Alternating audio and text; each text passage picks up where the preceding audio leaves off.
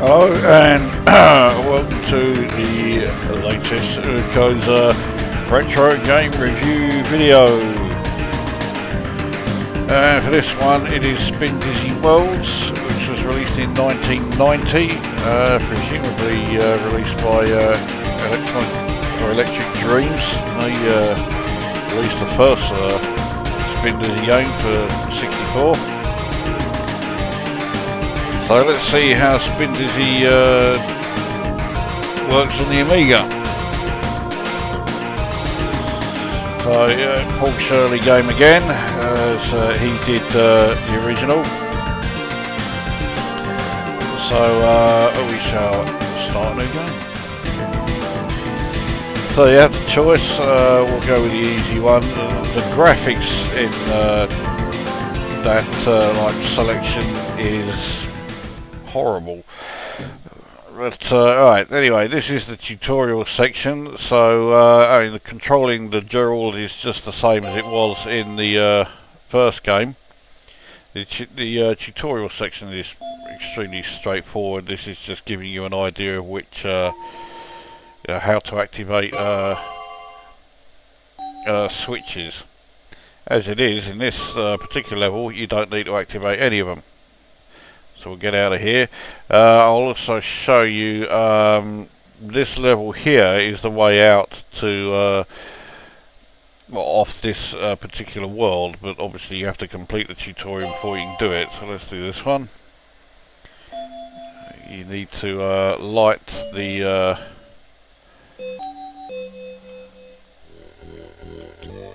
switch that gives you the directional that opens that hole in the wall, and you can actually get in there. So then we get the fuck out of here. So that's two of the tutorial levels done. The tutorial's pretty simple, as you would expect. This one is a bit of a pain in the arse, but you'll notice at the bottom there is a clue. However, it doesn't seem to be showing me the clues at the moment. But I know that, there you go, you need to use the yellow circular switch to disable one of those things, and the blue square switch to disable the other. And then you can get through. So let's head over to this one, which teaches you to use these ramps. So activate the red switch, which activates that, it's not a ramp, is it? A moving platform, that's what I was meant to say. Oh, fuck it hell. Controls are just as sensitive as they were on the 64 version. So now we activate the green one, which allows us to go and get these.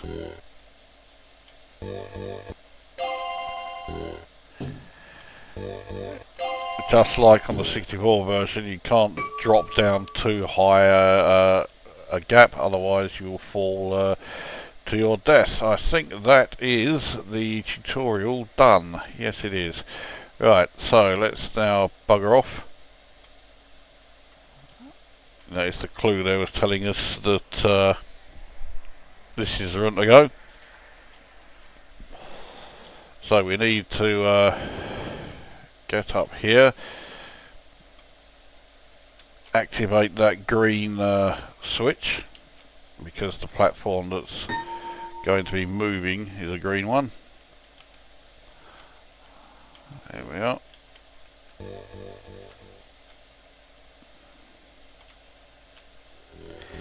Alright, get on there.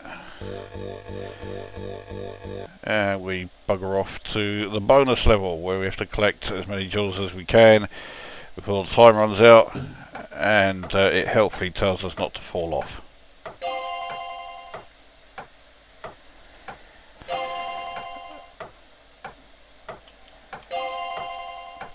I have never been able to finish this level, largely because I keep going the wrong way and falling off like that. So I managed to collect 1% of reserve fuel. So, tutorial 100%, 18 of 23 jewels collected. Let's go to the next world. Alright, now I want want to go to an easier one. So we'll go to Quadrant 2. Now here you enter these various sections in each corner.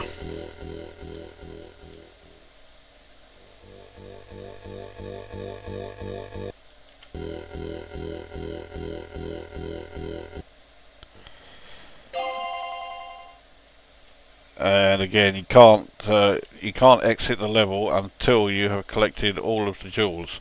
Now, just like the 64 version, you can speed yourself up by holding down the fire button, and in some cases that is necessary. So now we've done that one, we can then get that big jewel there. Go to the next corner. This one's a real pain in the arse. Alright, so we need to get these things in each corner.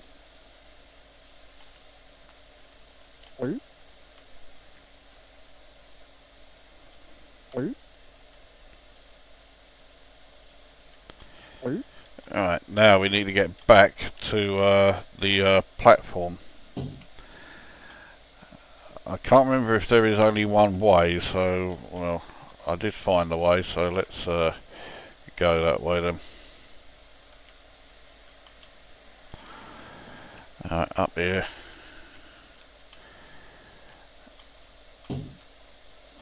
Ah, bollocks, I think I fell off. No, I didn't. Alright, I'm okay.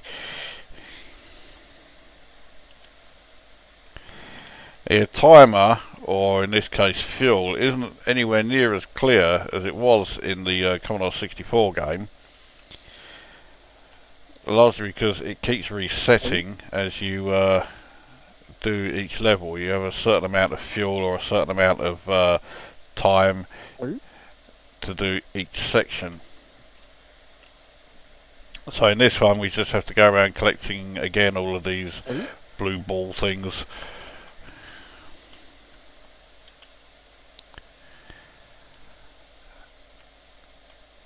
So while we are doing this, let's get on with the review. Graphically I think it's okay, however, despite this being an Amiga version, I don't find the graphics as clear or as well defined as they were in the original Spindizzy for the Commodore 64. And I think there's a good reason for it. It's the same reason that the sound is atrocious. The sound quality I think is fucking horrendous, and that's because this just looks and feels like a straight Atari ST port. And the biggest giveaway that a game is an Atari ST port is how diabolical the sound is. So right here we need to jump over and grab the jewels in each of these like island sections. Obviously you can't enter the water.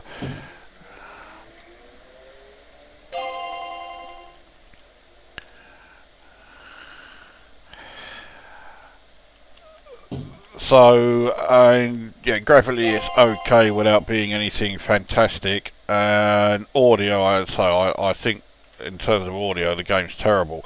Bearing in mind that the original Commodore 64 version is played in near total silence, and alright, for large parts of this game so is this one, but it does show that you don't really need, you know, superb sound to make the game any good. Okay, so I've done all 4 quadrants. I think I can now bugger off where I came in. Oh no, it's not letting me. So why is it oh okay, it's because I forgot to get that one. Right, so you go to the next bonus level. Again, collect the jewels and don't fall off. I'm not going to collect all of the jewels on this level, largely because I've never done it before and because I've missed some bits out.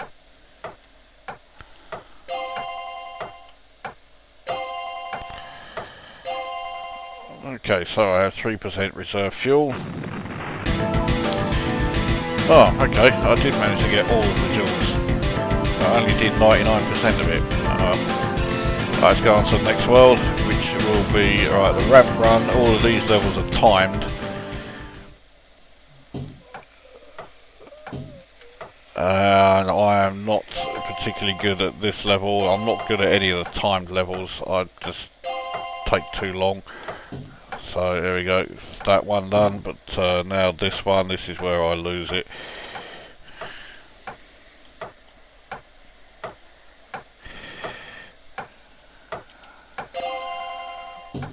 Okay, well I made it to the next level, but I didn't collect all of the jewels. I'm not going to bother, I just want to get through it. Alright, so bonus level, collect jewels before time runs out. I've got 5 seconds. There we go.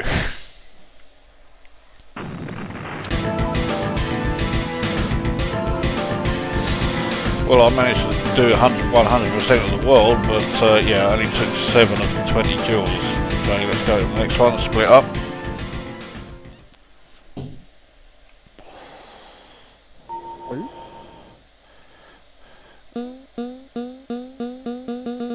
Now, I need those jumping areas, right, so that's obviously where I meant to start. There we go.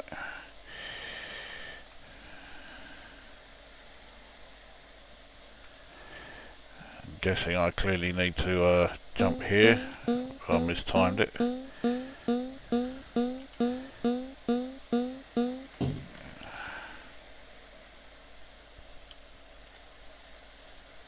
Alright, let's try this again. This time, next time rather, I'll try and actually get in line with the platform, shall I? There we go, right. Let's try that again. There we go. Right, now the final section, which is just buggering off out of here. Fuck's sake. So anyway, graphics and sound covered, so gameplay, I mean, okay, to a degree it plays just like the original Spindizzy.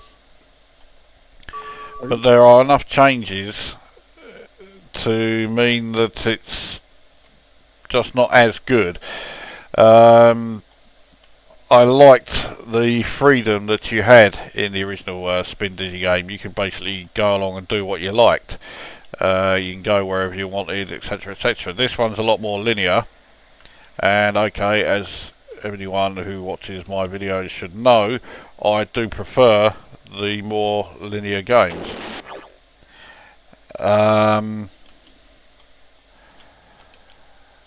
But in the case of Spindizzy, doesn't quite work that way. Oops.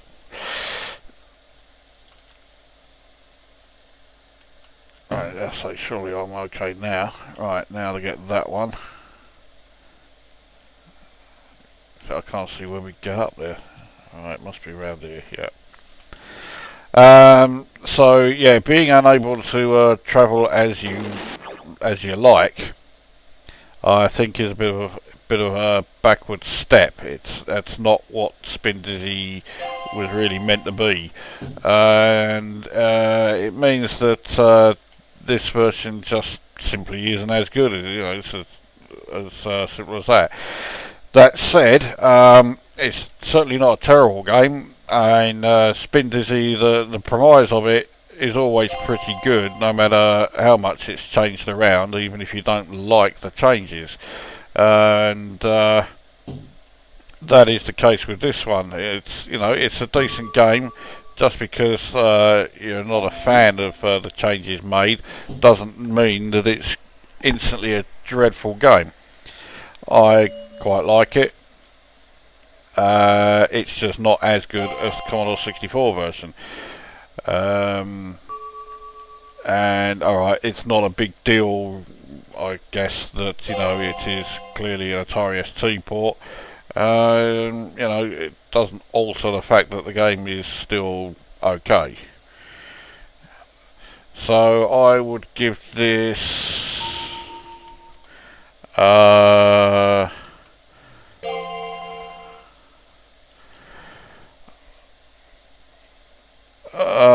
will give this game oh Christ, I'm not even sure what I would give this. I will give it 7.5 out of 10. So, you know, it's not bad. It's not, as I say, it's not the greatest game. It's not as good as the original Spindizzy, but it's still, you know, quite playable, and you find yourself getting quite absorbed by it, in case you couldn't tell. So, let's see what we do here.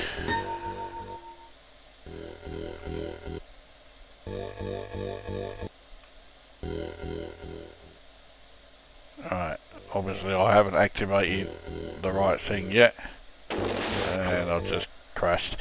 Anyway, so that, yeah, I think that'll do. That shows you plenty of Spindizzy Worlds. Yeah, it's not a bad game, but it's not as good as the original Spindizzy, so I will give this game, say, 7.5 out of 10. It could have been better if it hadn't been a straight, you know, Atari ST port, and there'd been a bit, you know, a bit more polish and a bit more effort behind it. So that brings this video to an end, and we will see you at the next one.